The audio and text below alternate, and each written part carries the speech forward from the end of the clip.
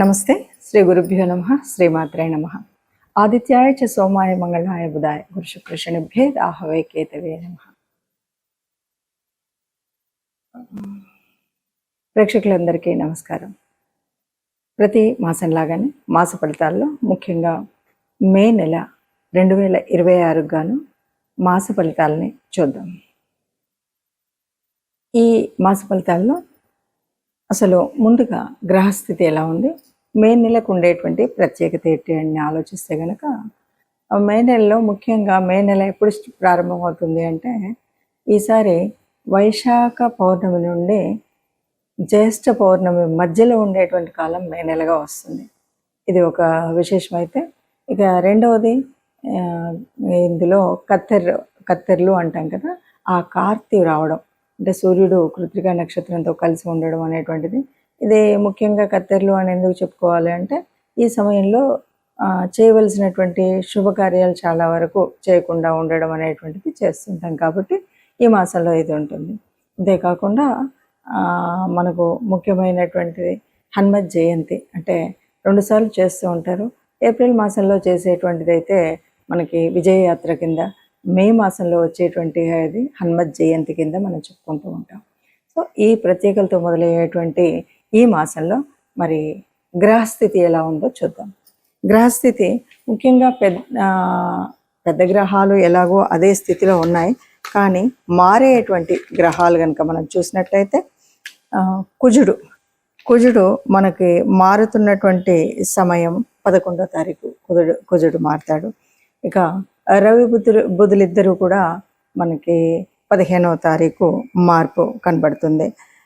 అంటే మేషము నుండి మనకి వృషభంలోకి వెళ్ళేటువంటి స్థితి కనబడుతుంది. ఇక శుక్రుడు దాదాపు 20వ తారీఖు నుండి ఇక్కడే ఉన్నటువంటి శుక్రుడు తదుపరి మనకి చెప్పాలి అంటే 7వ తారీఖు శుక్రుడు మారిపోతాడు. ఇది మనకి కనిపించేటువంటి గ్రహాల్లో ఉండేటువంటి మార్పు. మిగతా గ్రహాలు ఎలాగో చాలా శుక్రుడు, శని, పెద్ద గ్రహం కేతువు, రాహు, వీళ్ళల్లో ఏ మార్పు అయితే లేదు, గురువు. సరే, ఇలా ఉన్నటువంటి పరిస్థితుల్లో మరి ఒక్కొక్క రాశికి 12 రాశులకు ఫలితం ఎలా ఉంటుంది అంటే చిన్న చిన్న మార్పులే ఉన్నప్పటికీ, నిన్న మొన్ననే మనకి గ్రహ కూటమి ఇలాంటివి మార్పులు జరిగినప్పటికీ ఏ మాసానికి ఆ మాసానికి మనం చూసుకుంటూ ఉన్నటువంటి పరిస్థితులలో ఈ మాసంలో వచ్చేటువంటి అంటే ఒక విద్య కానీ, వివాహంలో కానీ, లేదు పెట్టుబడులు పెట్టేటువంటి విషయంలో కానీ ఎలాంటి మార్పులు ఉంటాయి, మనం ఏం చేస్తే, ఏ గ్రహ అనుగ్రహం పొందితే, ఏ దైవానుగ్రహం పొందితే మనకి ఏ కష్టం లేకుండా ఉంటుందో చూద్దాం. తదుపరి రాశి వృశ్చిక రాశి వారికి గ్రహ సంచారం వీరికి కూడా మిశ్రమ ఫలితాలు ఉంటాయనే చెప్పాలి. సంకల్పం ఏర్పరచుకొని ఇది తప్పనిసరిగా నేను పూర్తి చేస్తాను, ఏది ఏమన్నా కంప్లీట్ చేస్తాను, నేను ఏది ఏమన్నా ఈ పరీక్ష రాస్తాను, ఎలాగన్నా ఈ ఉద్యోగం తెచ్చుకుంటాను అనే గట్టి సంకల్పం ఉంటే మాత్రం ప్రయత్నం ఫలిస్తుంది అని చెప్పొచ్చు. ఇక మనము రెండవది ఏంటంటే ఆదాయ వ్యయాలు, ఈ రెండు కూడా మన సంపాదన కానీ ఖర్చు కానీ ఈ రెండు కూడా సమానంగా ఉంటుంది. వచ్చినట్టుగా ఏదో రకంగా వ్యయం అవ్వడం అనేటువంటిది మనకు కనిపిస్తుంది. ఇక ఈ మొదటి పక్షం ఇలా ఉంటే రెండవ పక్షంలోకి వచ్చేసరికి కుటుంబం అంతా కూడా కలిసికట్టుగా ఉంటుంది. కుటుంబంలో అందరి అనుకూలత ఉంటుంది. కుటుంబంలో ఉన్నటువంటి వాళ్ళు ఏ పని చేద్దామన్నా సహకరించే విధంగా ఉంటారు. వాళ్ళ సహాయము అంటే ఆర్థికంగానే కాదు, మాట సహాయం ఉంటుంది, ఆర్థిక సహాయం ఉంటుంది, సానుకూలత ఉంటుంది. చెయ్యొచ్చు అంటే కొన్నిసార్లు మనం పని చేస్తున్నప్పుడు ఇది చేయకూడదు, ఇది అక్కర్లేదు అనేటువంటి అడ్డంకులు ఉంటాయి కదా, అలాంటివి లేకుండా కుటుంబం నుండి మంచి అనుకూలత ఉన్నటువంటి విషయాలు మనకు కనపడతాయి. ఇక మనం ఉద్యోగాలు చేసే చోట కానీ, ఉద్యోగ వ్యాపారాలు ఏదైనా సరే పై అధికారులు ఎవరైనా ఉంటే వాళ్ళకి ప్రాధాన్యతనిస్తే చక్కగా సాగుతుంది. ప్రయత్నాలు చేసినటువంటి అన్ని విషయాల్లోనూ కూడా మనకి కొద్దిగా శ్రమ పడినప్పటికీ కూడా అనుకూలత అయితే దొరుకుతుంది. ఇంకా మనం ఏవైనా పేపర్ డాక్యుమెంటేషన్ అనేటువంటి ఉంటే అగ్రిమెంట్స్ లాంటివి కానీ, వ్యాపారంలో స్థితిలో కానీ ఏదైనా సరే చేసుకోవలసినటువంటి సమయం అయితే తప్పకుండా ఇప్పుడు చేసుకోవచ్చు. దీనివల్ల ఇబ్బందులు ఏముండవు. ఇక భాగస్వామిక వ్యాపారాలు చేయాలి అనుకునేటువంటి వాళ్ళు, పార్ట్నర్షిప్తో వ్యాపారాలు చేసే వాళ్ళు మాత్రం చాలా జాగ్రత్తగా ఉండాలి. లేదంటే మొదటికే మోసం ఉంటుంది కాబట్టి భాగస్వామ్య వ్యాపారాలు ఒకరితో ఒకరు మాట్లాడుకున్నప్పుడు కానీ ఒకరికొకరు సహకరించుకొని ఇద్దరు అనుకున్నటువంటి మాట ప్రకారంగా వ్యాపారంలోని తీసుకోవాల్సినటువంటి నిర్ణయాలు తీసుకుంటే ఏ ఇబ్బంది లేకుండా ఉంటుంది. లేదు అంటే మాత్రం వ్యాపారస్తులతో కొన్ని ఇబ్బందులు వచ్చేటువంటి పరిస్థితి ఉంటుంది. ఇది మొదటి పక్షంలోని పరిస్థితి, ఇది రెండవ పక్షంలోని పరిస్థితి కూడా. ప్రత్యేకంగా కనుక మనం చూసినట్టయితే ఈ మాసంలో మనం ఫలితాలన్నీ కూడా కొన్ని రాశులకు చాలా కొన్ని రాశులు అంటే అందరికి వేయలేం కదా. ఈ మాసంలో మనం చూసినటువంటి ఫలితాలను కనుక చూసినట్టయితే గ్రహ సంచారం వల్ల అంటే మారుతున్నటువంటి 4 గ్రహాల మూలంగా జరిగేటువంటి పరిస్థితి. ఏది ఏమైనా మనం ఏం చెప్పొచ్చు అంటే ఇది గోచార ఫలితాలు. మనం చెప్తున్నటువంటిది గోచార ఫలితాలు. జన్మజాతకంలో ఉండేటువంటి దానికి గోచార ఫలితానికి తేడా ఉంటుంది తప్పనిసరిగా. ఎందుకంటే జన్మకుండల్లో మనకు అప్పటికే ఉన్నటువంటి నడుస్తున్నటువంటి దశ అంతర్దశలు ఎలా ఉన్నాయి, ఇప్పుడు ఉన్నటువంటి పరిస్థితి ఏంటి అన్నది తెలియచ్చు. ఇది కేవలం గోచారం అంటే కోటాను కోట్ల మందిలో కొంతమందికి మాత్రమే, అంటే ఒక 30% ఆఫ్ ద పీపుల్కి ఇది కరెక్ట్గా ఎగ్జాక్ట్గా కరెక్టే ఉంది అనిపిస్తుంది. ఇక మిగతాది ఎందుకంటే మన జన్మకుండల్లో ఉన్నటువంటి గ్రహాలను బట్టి ఉంటుంది. ఇది ఒకటి ముందుగా మనం గ్రహించాలి. ఇక రెండవది, ఇప్పుడున్నటువంటి పరిస్థితుల్లో ముఖ్యంగా ఈ మాసంలో మనకి ఏ గోచార ఫలితం ఎంత అంటే మనం అనుకున్నటువంటి పరిస్థితుల్లో ముందుకు వెళ్ళనివ్వట్లేదన్నా, అనుకున్నది ఇంకా బాగా జరగాలన్నా తప్పనిసరిగా దైవానుగ్రహం కావాలి, గ్రహం కావాలి.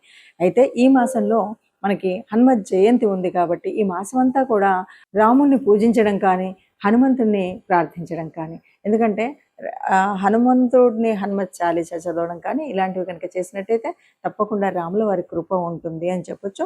ఇంకా ముఖ్యంగా ఏదైనా సరే కీడు చెడు ఇలాంటివి జరుగుతున్నాయి అన్న టైంలో మనం తప్పనిసరిగా హనుమత్ ఆలయానికి వెళ్ళడం అనేటువంటిది ముఖ్యమైనది. కాబట్టి మనం ఇచ్చేసి వీలైన వాళ్ళు మనం నవగ్రహాల దగ్గరికి వెళ్ళడము, లేదు అదే కాలేదు అంటే ఏదైనా మీకు తోచిన దాన ధర్మాలు చేసినట్టయితే, ఇవేవి నాకు తెలియదు ఏ గ్రహం వల్ల ఏది అని అనుకున్నట్టయితే, అలా కూడా కాలేదు అనుకుంటే తప్పనిసరిగా మీరు ఏదైనా గోశాలకు వెళ్ళి గోమాతకు మనం కనుక గ్రాసం ఇచ్చినట్టయితే తప్పనిసరిగా ఇప్పుడు ఏవైతే అననుకూలంగా ఉన్నాయి అనుకున్నామో ఇవన్నీ కూడా అనుకూలంగా ఉండేటువంటి స్థితి మనకు వస్తుంది.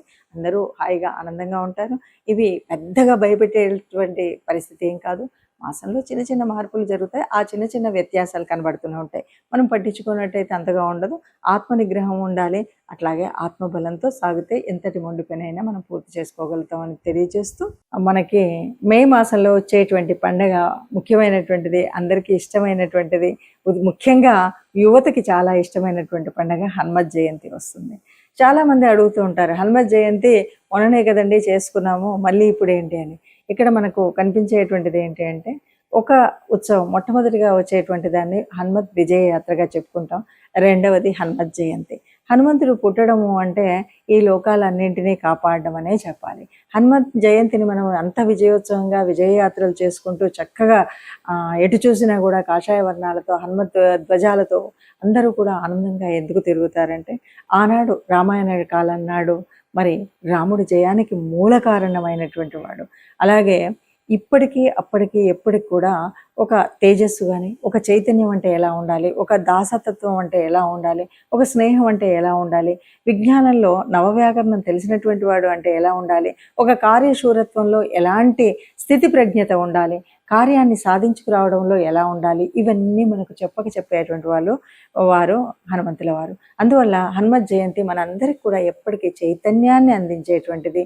ఒక పనిని నిర్విఘ్నంగా పూర్తి చేయగలిగే శక్తి సామర్థ్యాలు కావాలి అంటే హనుమత్ జయంతిలో మనము ఆ రోజు హనుమంతుడిని ప్రార్థించడం, పూజించడం, హనుమాన్ చాలీసా చదవడం, మరి దండకాన్ని చదువుతామా, లేదు సింధూరాన్ని వేయిస్తామా, వడమాల వేయిస్తామా, ఇవి ఏమున్నా సరే ఇవన్నీ కూడా మన పూజా విధానంలో ఒక భాగమే అనుకుంటాం. హనుమత్ దేవాలయాల దగ్గరికి వెళ్ళి చక్కగా మన వాహనాలని ఏ రకమైన ఇబ్బందులు రావద్దని పూజించుకోవడం, మనం అక్కడికి వెళ్ళి నాకు ఏ రకమైనటువంటి దుష్ట పీడలు ఇలాంటివి ఏవి నా శరీరానికి రాకూడదని దైవ అనుగ్రహం పొందడం, ఇవన్నీ ఒక ఎత్తు.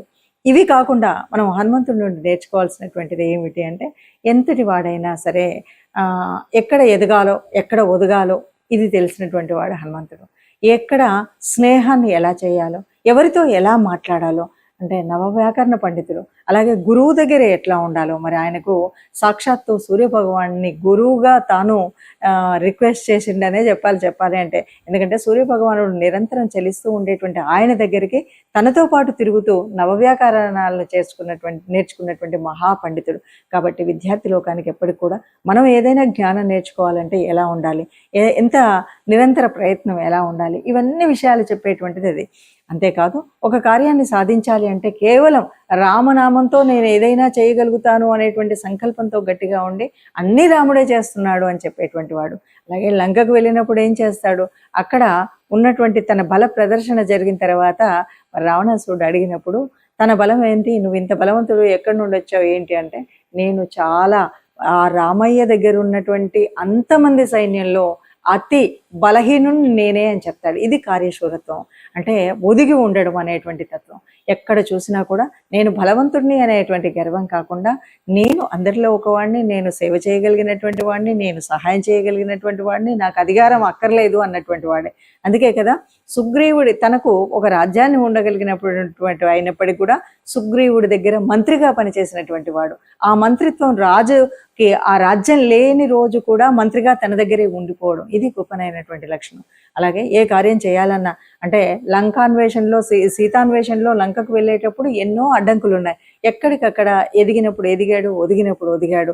అంతే తప్ప హాయిగా ఆహార వ్యవహారాల్లో నేను చాలా ఆనందపడుతూ ఉండొచ్చు అనేటువంటి పరిస్థితి కాకుండా మైనాకుడు సాయం చేద్దామని వచ్చిన రోజు కూడా ఇప్పుడు కాదు, నేను కార్యం పూర్తయిన తర్వాత అంటూ చెప్పినటువంటి మహానుభావుడు. అందువల్ల హనుమత్ జయంతి అనేటువంటిది కేవలం ఒక ర్యాలీ చేసుకోవడానికి ఇంకో కాదు. హనుమంతుడు ఏ రకంగా తన ధర్మ రక్షణ కోసం రాముణ్ణి తన గుండెల్లో నిలుపుకున్నటువంటి భక్తుడుగా, రామ రాజ్యం కోసం పాటుపడినటువంటి ఒక సైనికుడిగా, సీతాన్వేషణలో తాను చేయవలసినటువంటి కార్యసాధకుడు ఎలా ఉండాలో అలాంటి కార్యసాధకుడుగా మనం ఆయన్ని ఆదర్శంగా తీసుకుంటే హనుమత్ జయంతిని చక్కటి పండగగా జరుపుకున్న వాళ్ళం అవుతాం.